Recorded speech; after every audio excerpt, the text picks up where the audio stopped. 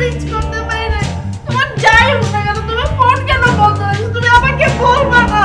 তুমি ঠান্ডা হও, তুমি অস্থির হো না। তুমি অস্থির হলে আমি অস্থির হয়ে যেতেছি, আমার প্রেশার বাড়ি যেতেছে।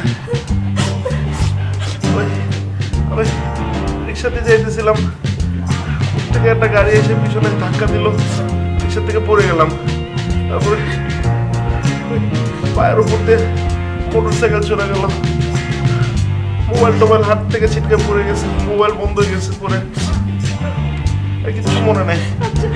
কিন্তু আমি নাম্বার প্লেটটা দেখছি, আমি ওই শালারে ছাড়বো না। বড় ভাইয়ের সাথে দেখা করছো?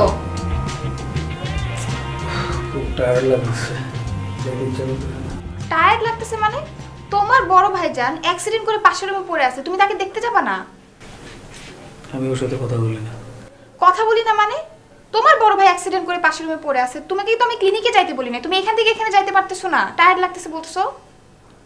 বাংলাদেশে প্রতিদিন 15 কোটি মানুষের মাঝে 5 কোটি লোক হাসপাতালে ভর্তি হয় কোনো না কোনো ভাবে অ্যাক্সিডেন্ট করে। আমি কি 5 কোটি লোকের পিছনে দৌড়াদৌড়ি করুম? এগুলো কি ধরনের ফালতু কথা? তোমার বড় ভাই কি 5 কোটি মানুষের মধ্যে পড়ে? হ্যাঁ, ও আমার কাছে 5 কোটি মানুষের থেকে আলাদা না। তুমি এই বাড়ির ছেলে, তোমার কি এতটুকু দায়িত্ব নাই? আমি কি তারে বলছিলাম যে রাস্তার মাঝখান দিয়ে হাঁটতে? একটা বাচ্চা যখন রাস্তা পার হয় ডাইনে বামে দেখা তারপর রাস্তা পার হয়, সে চোখ বন্ধ করে হাঁটলে তো অ্যাক্সিডেন্ট করবে। এই জন্য কি আমি তাই নাকি? আচ্ছা, আমরা এটা নিয়ে তর্ক করতেছি কেন?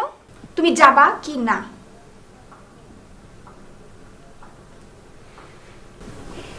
ঠিক আছে, যাই দিয়েছে। তুমি এক কাপ চা খাও, তারপর যাবো। তুমি এখন যাও, চাটা খাই যাই। এখন যাও।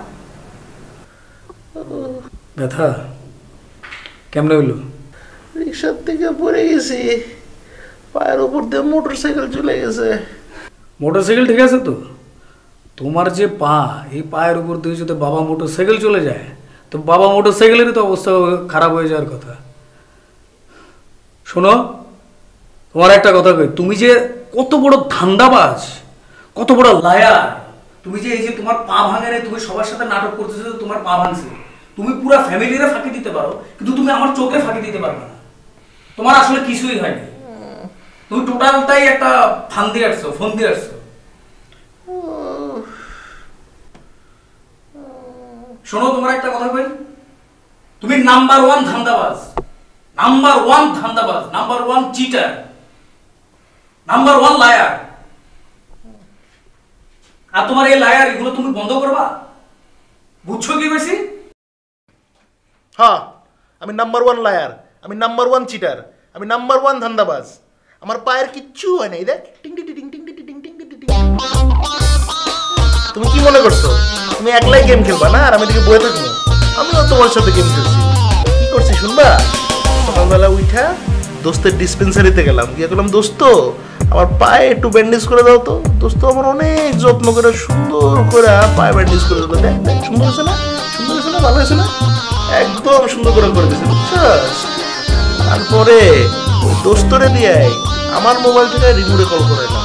দোস্ত রিমোটে কল করে কইলো আমার অ্যাক্সিডেন্ট হয়েছে। বাস, তারপর পুরো গেম তো চোখের সামনে দেখতেছি। আমি এখানে শুয়ে আরাম করতেছি আর তুই ওদিকে দাঁড়ায় মাথার চুল ছিঁড়তেছিস। তুমি ধান্দাবাজি শুরু করছো, তাই না? আমি বাসা সবাইকে কই দিছি। যা যা কগা, তোর কথা কে বিশ্বাস করবে? কোনটা ঠিক কোনটা মিথ্যা কে জানে? তুমি এত বড় লায়ার, ছি ছি। আমি আমার কাছে কই দিছি। কি গেছো? গেছি না গেলে তো বুঝতেই পারতাম না। দেখছো, বলছি না কত বড় ব্যান্ডেজ নিয়ে এসছে, দেখছো? বেচারা কাউরে ছাড়া হাঁটতেই পারতেছে না, কি মায়া লাগতেছে না বলো? হ্যাঁ, মায়া লাগতেছে। সে একা একা হাঁটতে পারতেছে না, টোটাল দিয়ে একটা ভুয়াবাজি, ভুয়া প্লাস্টার নিয়ে সে ঘুরতেছে। তুমি কি বলতেছো পাগলের মতো? আমি পাগলের মতো বলতেছি? সে নিজে আমার পায়ের উপর পা তুলে দেখাচ্ছে, তার কিছু হয় না, টোটালটাই ধাপ্পাবাজি। তুমি কি জানো তুমি অসুস্থ মানুষের মতো কথা বলতেছো? হ্যাঁ, অসুস্থের মতো কথা বলতেছি। আমি অসুস্থের মতো কথা বলি? হ্যাঁ, তার পায়ে তো কিছু হয় না, এই জন্য তো বলি এত বড় বিশাল হাতের মতো দেহর উপর দিয়ে চামচিকার মতো হুন্ডা যাইতেছে, তার আর ক্ষত তো এত ক্ষত হয় কেমনে?